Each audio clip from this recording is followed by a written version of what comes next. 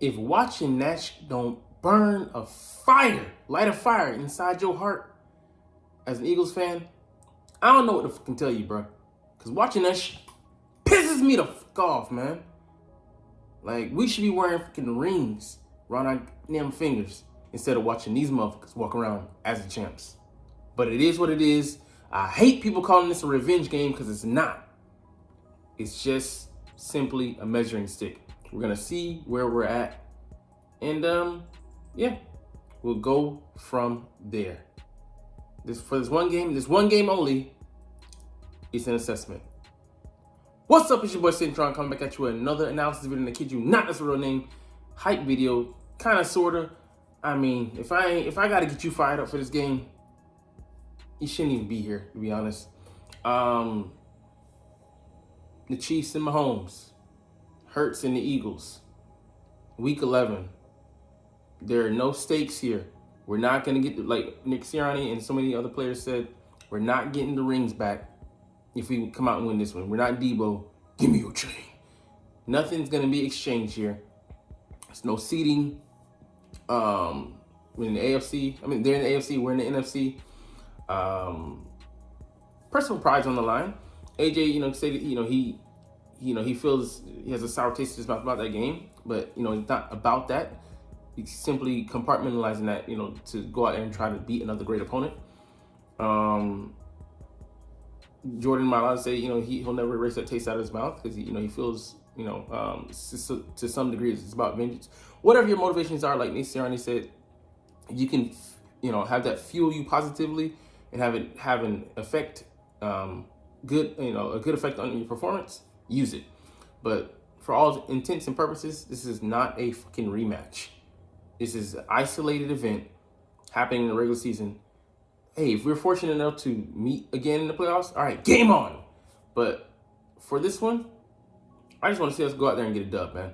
I'd be lying if I didn't say that it wouldn't be tied to confidence. We could, build up off of this, especially going into this stretch, continuing this stretch of tough games. We're going to have the Bills the next week on a shortened week after this. Then after that, the 49ers. Then after that, I think it's the Cowboys. So, I mean, we have to survive a gamut of games. And this is pretty much playoff football encapsulated within the regular season because all those teams, most likely, maybe sans the Bills, and they're still on the borderline, are going to make the playoffs. But we're in great position. The Lions are breathing down our goddamn necks at 8-2. If we lose this game, we're still on top, but by the slimmest of margins. If we're able to win this and go to 9-1, keep that spacing, and they almost lost today to the Bears. So their number one seeding prominent position, to try and take that is not secure. So there's so many things, But first of all, let's get to this game. This is a winnable game for us, man. We're facing a tough opponent. The Super Bowl champions who beat us in the Super Bowl have a 7-2 record. They're not looking the same. We're not looking the same, but I still believe that we're the two best teams in the NFL, hands down. But there's so much that can come out of this game by way of us winning it and establishing ourselves. Not in the eyes of the public, because there'll be maybe some caveats, especially if we win the game a certain way. But proving things to ourselves, getting this monkey off our back, that we can beat this team. And that's not the end all be all, because I believe there'll be some some gatekeeping as far as like keeping plays stashed away. You're not going to go fully all out as far as like calling into delving into the playbook to try and it's not like they're going 100% out, all out, but they trust enough of their strategies that they're focusing on to put in the main game plan that it won't be about the 10%, I would say, or so plays that they're trying something new or revealing something new that they haven't shown up to this point, specifically for this opponent. But make no mistakes about it. This is a Chiefs team led by its D at this point.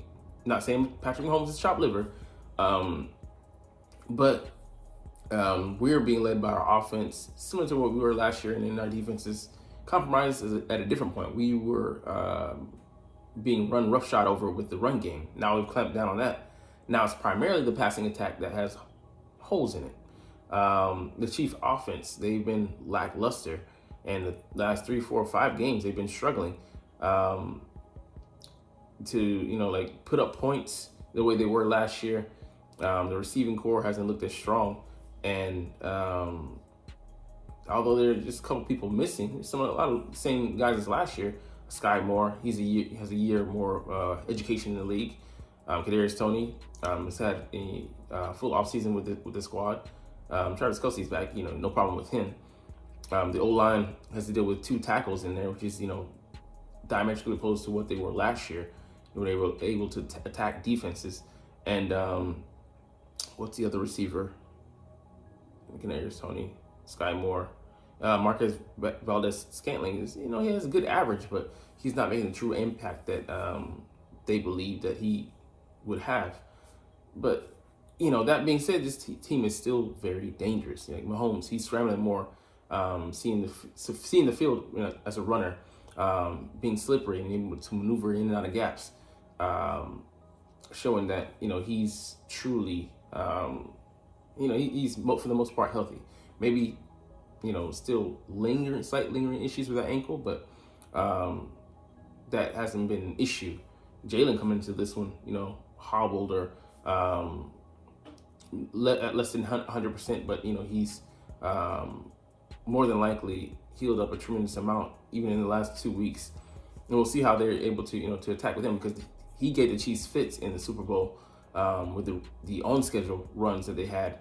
And then, some of the improvisation ones he did. And he's been able to do that even on, 1.5 legs this season, especially the last couple of games. Has some timely rushes, back-breaking third down. So both of these teams on third down are very, very good. We'll get to in the shorts why the Eagles are kind of borderline elite. But, we have the tush push and things like that will come into factor. But there are some weaknesses on that defense still that we can attack. We're going to run at them, and we're going to try to attack their nickel packages. And then, when they have that in there, maybe attack with 12 personnel to mix it up, pass and run to convolute the issue for the defense. But, I mean, this is going to be exciting, man. I'm excited. Game is going to go down in a couple hours from this video, from you watching it, but you're not even watching right now. But, man, it's just exciting, man, because these are 2 now storied franchises, teams that are 1 and 2 with the Chiefs and the Eagles, and with their coaches with number of games that they've won over the past 3 years, and they're just dominating. One dominating NFC, which is weaker, but the other one in the AFC going to championships and Super Bowls on the regular. If they make a Super Bowl, this will be their 3rd one in 5 years. And their regular AFC championship games, I think they've made the last 5 to 7, which is just insane consistency. But it's not for all the marbles. It's more so for bragging rights, but don't call us a rematch, man. Both of these teams in prime position to go out there and make a statement by winning this game, man. Who is going to come out on top, man? I don't know. I believe it will be the Eagles, man. I believe in our offense, our ability to be able to attack their defense. And then I believe that our coordinator, Sean Desai, at the very least, has some things cooked up. They worked on things in the bye week, and he was very honest in saying that, hey, we might need to evaluate this and look at this and make some adjustments here. And hey, he has no sense of pride like Jonathan Gannon did, which doomed us in the Super Bowl, and making adjustments and blitzing and truly consulting his players and calling things differently, truly asking them what maybe they could be done here. And his adaptability could be the key, because first half and second half, he's made adjustments, unlike his predecessor. Like I said, we're gonna get up out of here. Man, what a great showdown, great matchup. This could be, usurp the Cowboys game as the game of the year thus far, if it lives up to the hype. Either way, neither team will be crippled by a loss here, but man, you gotta like that. If your team wins, you gotta feel really good about them. The previous NFC contender and the Super Bowl champion. The champions establishing themselves, saying, hey, we won over those Eagles who were the best in the league. Or the Eagles saying, hey, we knocked out the previous Super Bowl champs. It's not going to be just a repeat if we see them again in Vegas.